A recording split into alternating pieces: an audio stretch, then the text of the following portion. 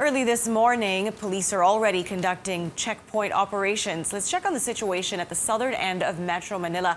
Our Paulo Barcelon joins us live from Barangay Tunasan in Muntinlupa. Paulo, good morning. What is the latest so far? Well, good Monday morning, Ria. We are now 6 hours into the implementation of the enhanced community quarantine in Metro Manila and some nearby provinces, and it's shaping up to be different than the ECQ we had last year. Metro Manila, Laguna, Cavite, Rizal, and Bulacan residents will experience once again the strictest form of lockdown in a bid to contain the surge of coronavirus cases. From 12:01 a.m. of Holy Monday until Easter Sunday, what used to be the NCR Plus bubble will be under enhanced community quarantine. Most people will have to stay at home, except for those buying basic goods, working in allowed establishments, and authorized persons outside residences. Like in March 2020, police will set up checkpoints, but travel passes will no longer be needed. Those accessing basic goods and services may either use quarantine passes or provide explanations to authorities when going out. A curfew from 6 o'clock in the evening until 5 in the morning will also be implemented in ECQ areas. Authorized persons, cargo vehicles, and public transport drivers will be exempted. Minors and those aged over 65, people with immunodeficiencies, comorbidities, or other health risks, and pregnant women should stay home at all times. Churches are now closed after the interagency task force withdrew its earlier decision to allow once-a-day religious services. No dine-ins will be allowed in restaurants, which will only accept takeout and delivery services for the meantime. Staycations will also not be allowed. The tourism department says only those hotels used as isolation or quarantine facilities will remain open. No more than 10 immediate family members will be allowed to attend weddings, baptism ceremonies, and burial services. Mass gatherings are prohibited. But unlike last year's ECQ, public transport options will be available subject to transport guidelines. Malacanang hopes this new round of stricter restrictions will help reduce COVID-19 cases and ease the burden on healthcare facilities. Ngayon po sa Metro Manila at mga karatig na probinsya, talagang nasa critical or red warning na po yung ating mga critical care utilization. So kinakailangan po nating bigyan naman ng kumbaga 1 week time out yung ating mga medical frontliners, no?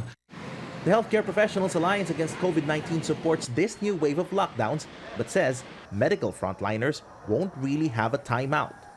Honestly, every time that there's this timeout or a bit of a restriction in mobilization, di naman nakakapagpahingi kasi the healthcare workers really are preparing every time na merong konting restrictions.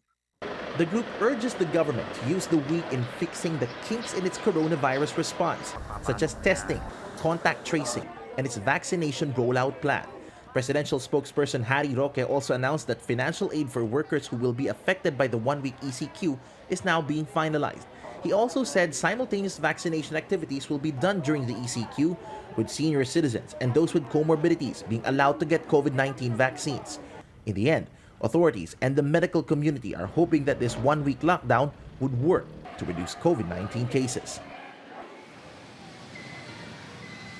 Now, Ria, the Philippine National Police says close to 10,000 police officers are now deployed in ECQ areas, and they have also set up around 1,000 checkpoints across Metro Manila, Laguna, Cavite, Rizal, and Bulacan.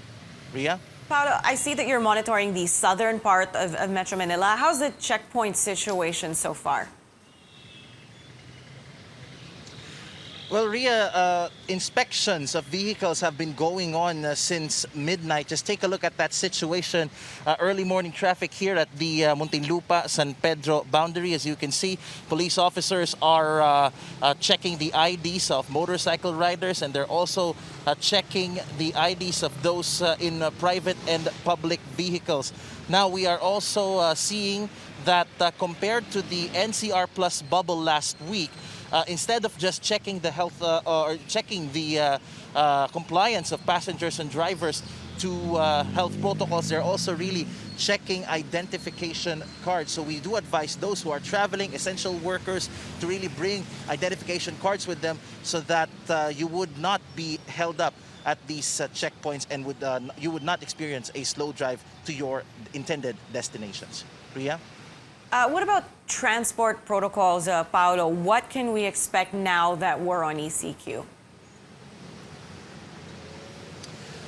Well, basically, at least for the road sector, Ria, we can expect buses, jeepneys, ride-hailing cars, as well as motorcycle taxis to keep operating. This is the biggest one of the biggest differences, rather, of ECQ in 2021 compared to ECQ in 2020, when people were, or those essential workers, are tasked to have shuttle services.